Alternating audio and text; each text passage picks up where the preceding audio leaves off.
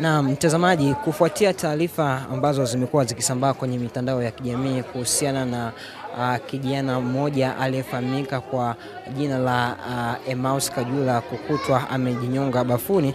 Mbele yangu hapa ninaye mtu ambaye alikuwa ni rafiki yake wa karibu sana, naweza nikasema hivyo, na ni mtu ambaye pengine mpaka kwa hivi sasa bado walikuwa wanasoma darasa moja na wamekuwa wakishirikiana katika mambo kadha. Boni, kwanza pole kwa msiba huo mzito. Asante sana kiongozi. Asante sana, tumeshapoa. Ukimzungumzia Emmaus, ni kwa upande wako wewe ni miongoni mwa watu wako karibu sana. Pengine kwa ufupi mtazamaji ambaye anakutazama kwa hivi sasa anatamani kumfahamu urafiki yako wewe na Emmaus Kajula ulikuwa kwa vipi mpaka umauti unampata? Emmaus amekuwa ni mtu wangu wa karibu kwa maana ya rafiki yangu kwa muda mrefu. Ni takriban miaka 6. Tulikutana katika harakati za kimasomo, lakini pia tukashirikiana. Hatukuishia kushirikiana kwenye issue za kimasomo, tumeshirikiana kwenye vitu vingi, maisha ya kawaida, ushauri, changamoto za vijana na namna nyingi tu ambayo ni harakati za hapa na pale katika kujiandaa na kesho yetu nzuri. So tumeshirikiana wote vizuri katika maeneo yote haya. So mpaka hivi sasa nyie wote mlikuwa wanafunzi wa Tumaini, na kwa taarifa nilizonazo ni kwamba wewe ndio ulikuwa unakaa pamoja na marehemu Emmaus. Kwa ufupi sana maisha yenu yalikuwa vipi hapo nyuma?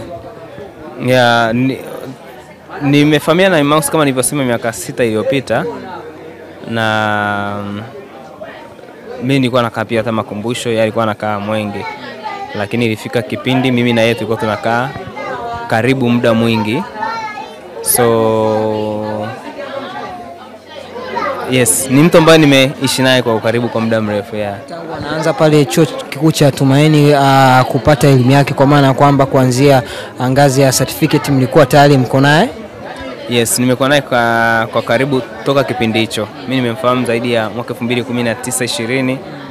Ya miaka yote hiyo tulikuwa tunashirikiana kwenye mambo mengi na ukaribu ulizidi kuongezeka muda hadi muda. Yes. Tunavyozungumza hivi sasa Emmaus ameondoka wakati ambapo walikuwa anaelekea kuhitimisha masomo yake, kwa maana kwamba takriban wiki 2 zilikuwa zimesalia kwenda kufanya mitihani yake ya mwisho ya kozi yake ya sheria aliyokuwa akisoma. Na mtu wa mwisho ambaye alikuwa naye kabla mauti kumpata ni wewe, naweza nikasema hivyo. Pengine tuelezee kwa ufupi sana ilikuwaje hiyo siku mpaka kwaje kupokea taarifa kwamba Emmaus amepoteza maisha? Kama ambavyo nimesema mara nyingi na kuwa niko naye, hata siku ya Ijumaa, Jumamosi na Jumapili nilikuwa naye pia kwa ukaribu kabisa. Siku ya Ijumaa kwa mkea Jumamosi nilikuwa naye na nilimjulisha kuhusu ratiba yangu ya charity. Tulikuwa na charity Mbagala, so nilimshirikisha tuweze kushirikiana kwa sababu kama ambavyo nimesema vitu vingi tunafanya pamoja. Lakini aliniambia ratiba zake kidogo zimembana kwenye hilo eneo, so hatutakuwa pamoja. Niliondoka nikamwacha akiwa kwenye mazingira mazuri kabisa. So hata usiku nilivyorejea siku ya Jumamosi nilionana naye pale anapokaa, ambapo mara nyingi ndo tupo. Tulikula chakula pamoja. Yes, usiku tukalala. Asubuhi mimi nilipokea taarifa ya kuingia kwenye majukumu yangu, sema ambao sikuwa nimetarajia kama nitaitwa, lakini nilipata taarifa kwamba napaswa kuwepo kwenye majukumu yangu ya kila siku. So nilijiandaa kwa sababu kama ambavyo nimesema haikuwa ratiba, lakini so nilianza kujiandaa. Yes, lakini hadi amka mapema kabla mimi niamke. So wakati ameamka alitoka, mpaka mimi namaliza kujiandaa alikuwa amesharejea. Tukawa tumeandaa chai, tukanywa pamoja. Tukataniana kama maisha yalivyo ya kawaida ya kila siku. Nikamuaga kwamba naelekea kwenye majukumu yangu na tukaagana vizuri, mpaka kwa ananichekesha kwamba nimechelewa inabidi niwahi. So ikabidi kweli niondoke muda huo ili kuwahi kwenye eneo ambalo nimehitajika. Dakika chache wakati natoka nilimwacha akikinga maji ili aweze kwenda kuoga. So niliondoka nikaelekea eneo ambalo nilikuwa natakiwa kufika. Ni dakika 20 toka nimeachana naye, nilipokea simu. Nilipokea simu kutoka kwa jirani akinijulisha niseme alipo, kama nimekuwa na Emmaus dakika chache zilizopita. Nikamwambia yes. Akaniambia kuna tatizo, Emmaus amefariki. Yeah, so nilimbishia kwa msisitizo kwa sababu ni mtu ambaye nimeachana naye dakika chache zilizopita, so sio rahisi kuamini kitu kama hicho. So lakini nikapata wazo, nikakata simu yake, nikahisi labda ni sikukuu ya wajinga. Yes, lakini nilivyofanya recall kwenye kalenda nikakuta si kweli. Nikarudi kumpigia mdogo wake Edwin ambaye nilikuwa nimemwacha nyumbani. Nikamuuliza kama Emmaus yupo, akaniambia hayupo, kuna tatizo. Amekutwa amefariki maeneo ya bafuni. So nikakata ile simu kwa sababu naona kama siamini. So ikabidi nitoke tena sehemu nyingine yenye utulivu zaidi, nikampigia. Tofauti na kuzungumzia ratiba yangu ambayo ilijitokeza asubuhi hiyo, hamna kitu kikubwa ambacho tulizungumza zaidi ambavyo tumekuwa tukizungumza kila siku.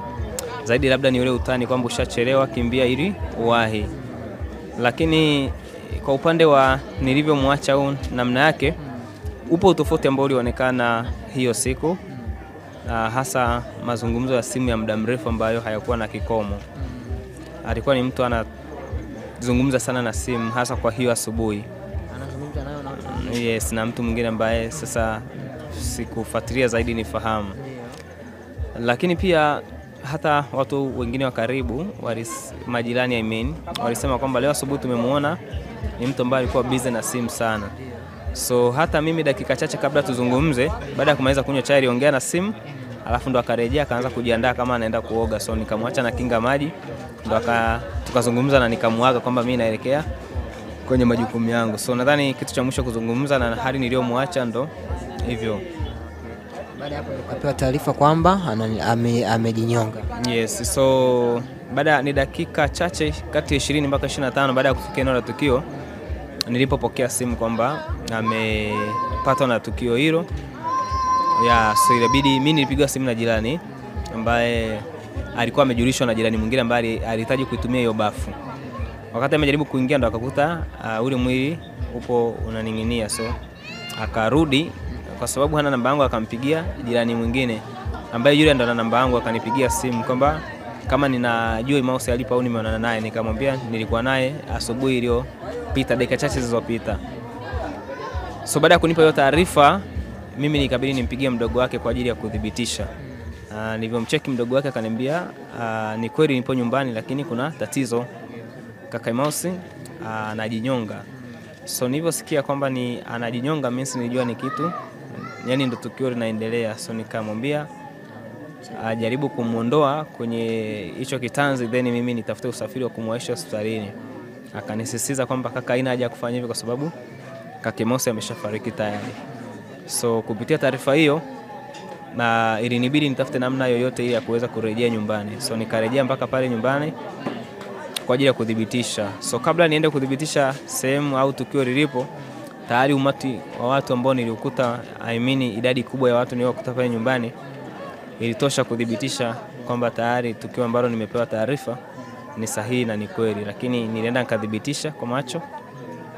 So nikabidi niwajulishe watu wengine kwa sababu ana ndugu, ana marafiki na watu wa karibu, ana wafanyakazi wenzake, ana wanafunzi wenzake. So nilihitajika kufanya hivyo ili kufikisha taarifa sehemu sahihi.